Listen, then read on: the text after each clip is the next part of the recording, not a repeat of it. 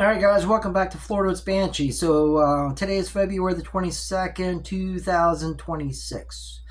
I'm going to give you guys a price breakdown. It's going to be like a summary. And it is windy out. We got a little storm coming, so the wind is rattling the top of the car hull or the roof.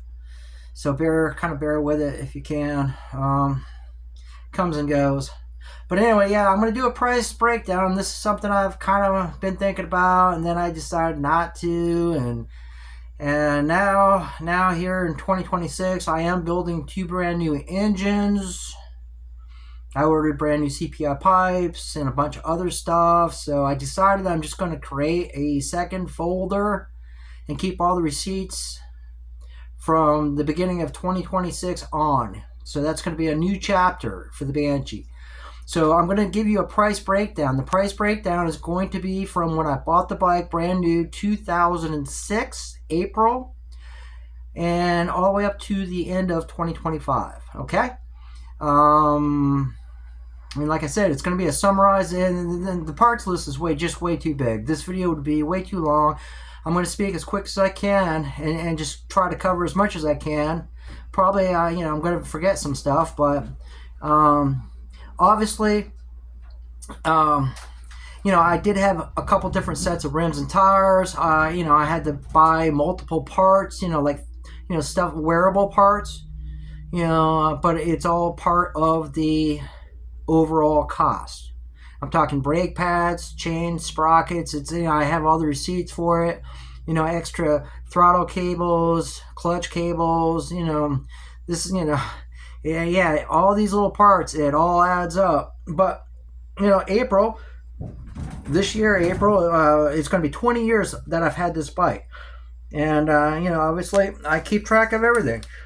Now, I did manage to sell a couple little things here and there, and I recouped about $1,000.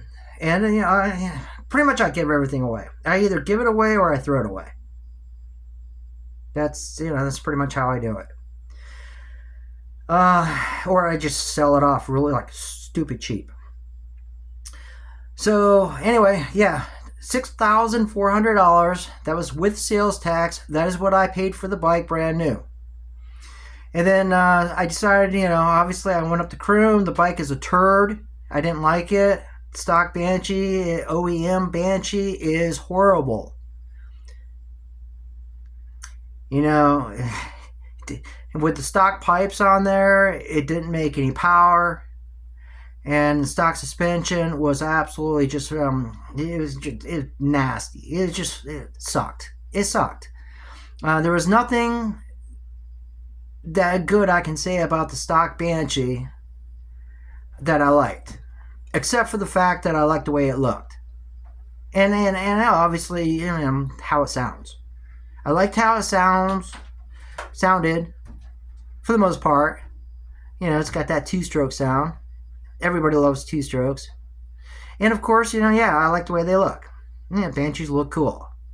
But, as far as performance, nah. The stock OEM crap it's crap. So anyway, this bike is basically, there's not a whole lot of OEM stuff on it. It's all aftermarket. And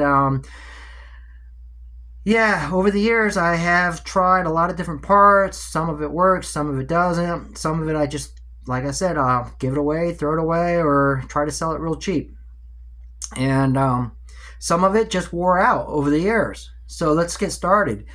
I originally had ordered, when I first started, I did an MX build. So I ordered the Fireball A-arms, not these. They were the old style. It was a gull wing. So they kind of go down and then they would go over. It was a gull wing design. They were +2 +1.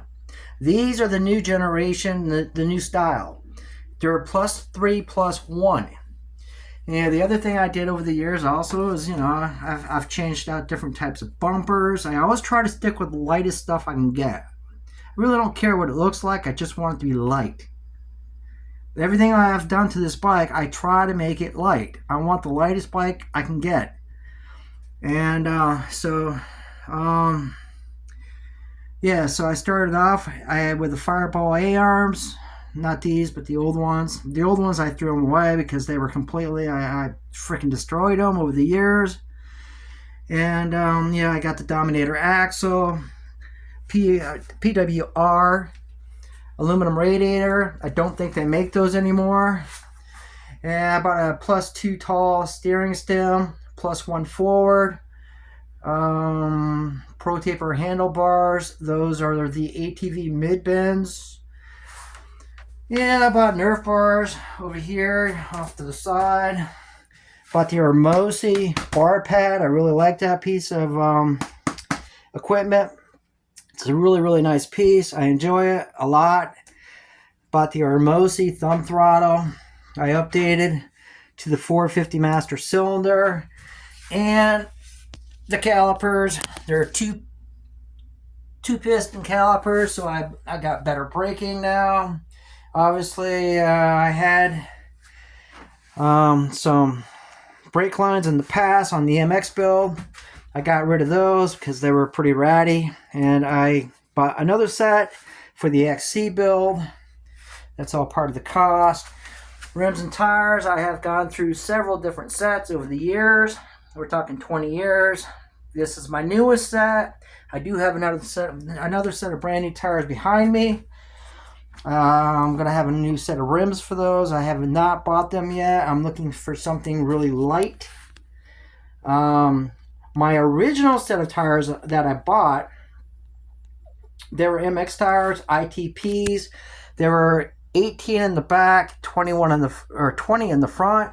These are XC style rims and tires. Those are 20 in the back, 21 in the front. Yeah, I updated all my lighting system and my wiring system. Over the years, I did upgrade my electrical system. You know, I did have things like the stock OEM coil. It did finally fail. I had to replace it. I ended up on this Fireball -1 swing arm. Upgraded my rotors. Obviously bought many different sets of brake pads. When I bought the Dominator axle, I had to buy this. The stock nut kept coming loose, so anyway, yeah, all this little stuff adds up. That shit's not cheap. Same with these hubs. I bent one of those on a big jump. The stock one, I bent it. So these are DuraBlue, and I have not been able to bend those yet.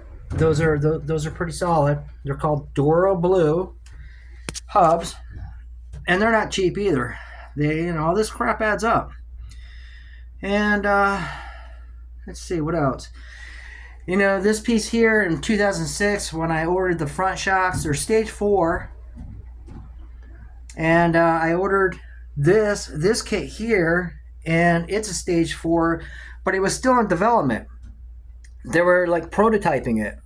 Elka had a contract with Roll Design, and Roll Design, they got their test riders and their personal test track, and they were testing this rear shock and linkage kit.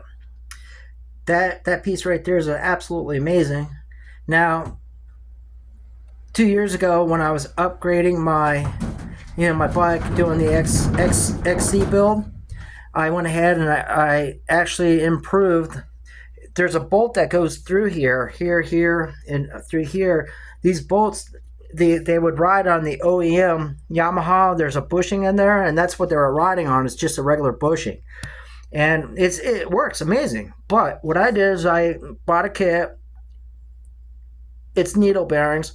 And of course, so I pressed out all the factory OEM bushings, and I installed needle bearings. So this thing's like freaking as good as you can get. It's absolutely amazing. And between the shock and that rear linkage kit and the -1 swing arm, this bike, it pivots and turns on a dime. It's absolutely amazing, and it goes through the whoop sections.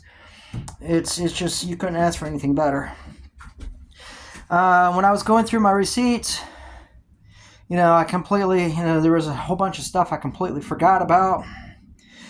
And one of the things, like when I first bought the bike, obviously the power was horrible, so I took the stock pipes, I threw those in the trash, and I bought T6s. Yeah, Toomey T6s. And those, that actually, I forgot about them. But yeah, that was my first set of pipes.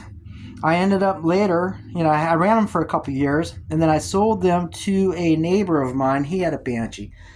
And so in 2010, I sent the engine out to Fast Racing at Farm Santa Toys, and they went ahead and they obviously ported the lowercase, the uppercase, and the cylinders. And then, of course, I put a lot of billet parts on there. I ordered PWK 35s, and actually now I have two sets of PWK 35s, so I have a backup. And then, I ordered T5s and a bunch of billet stuff that's inside the engine. So yeah, there's a lot of money that I put into the actual engine. And then a couple years later, I ended up tearing that engine down, freshened it up, and obviously bored it to the next size. And then, of course, a few years later, I did the same thing. So it ended up being, where, it was freshened up like 2 more times. So every time you do that, that's, obviously part of the price I'm going to give you, because it all adds up.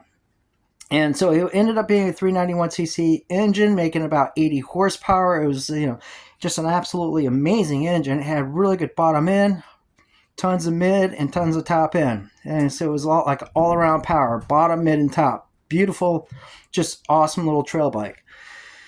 And, obviously you buy stuff like this, different grips, a lot of different grips over the years.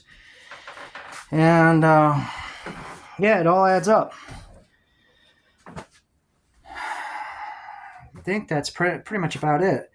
$35K, $35,000. That's what I've put into the Banshee over the years. And like I said, that does include the initial price of the brand new bike when I paid, cash for it. So,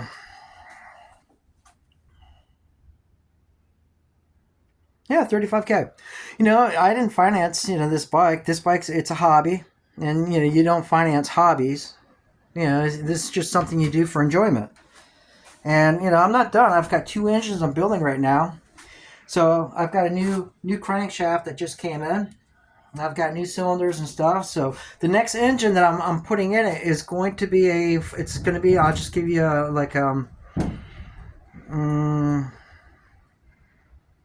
heads up. It's going to be a 421 Assassin. And, Driveline, they actually already ported the cylinders. They've dyno tuned and tested these engines. And, with the CPIs, I got brand new CPIs I just bought. Basically, he told me to expect, right around mid-90s. So, mid-90 horsepower. So, I said, so basically a solid 90 horsepower. And he's like, yep, solid 90 horsepower plus. So that's my next engine that I'm putting in here. The other engine I'm already ordering the parts for. And that engine is going to be all brand new everything. Cases, transmission, everything. New cylinders, it's going to have a much bigger crankshaft. That engine is going to be much, much bigger, and it's going to make well over 100 horsepower on pump gas. So, yeah, that one, I'm not even going to talk about that one yet, because I'm got a lot of parts coming for that one. So, yeah, so that's a scoop on this bike. $35K gives you guys an idea of what this stuff costs. It's not cheap, especially now with the dollar. The dollar's, it just doesn't buy what it used to. So, a lot of this stuff I was accumulating, and I was buying it years ago, like the shocks. That rear shock, back in 2006, I had to wait 3 months for it because they were still prototyping it. But, the cost of that rear shock back then was way cheaper than what it is now. Same with the shocks up front. And that Dominator axle. When I bought that Dominator axle, it was way cheaper back then than what it is now. Same with that PWR radiator. That thing was cheaper way back then. And that +2+1 steering stem. A lot of this stuff was cheaper back then than what it is now. You know, I've had these Pro Taper bars for quite a while now. So yeah, so I actually saved a lot of money on this bike just because a lot of it I bought years ago. But, you know, here I am, you know, now I'm buying new stuff. Like I just bought those brand new CPI pipes, and that was $1,730. So yeah, anybody that's going to start from scratch right now and build one of these things, expect to, you know, you're going to pay some money. It's gonna cost you big bucks. You know, it's just like my PWK 35 carbs. You know, I bought those things for, I think it was like, it was under $300 for a set. So, you know, go look at the price on them now. You know, obviously everything's going up. That's I guess what I'm trying to say. It's all going up, and if you want to build these, expect, you know, you want to build something like this, you're gonna spend you're gonna spend a lot. It costs money. All right, guys. So anyway, yeah, like and subscribe. And we'll see you on the next video. I do have a lot of updates coming, like with the engines and all that good stuff. I did just buy, it's a hydraulic clutch. So maybe I'll talk about that. All right, we'll see you guys on the next one. Peace.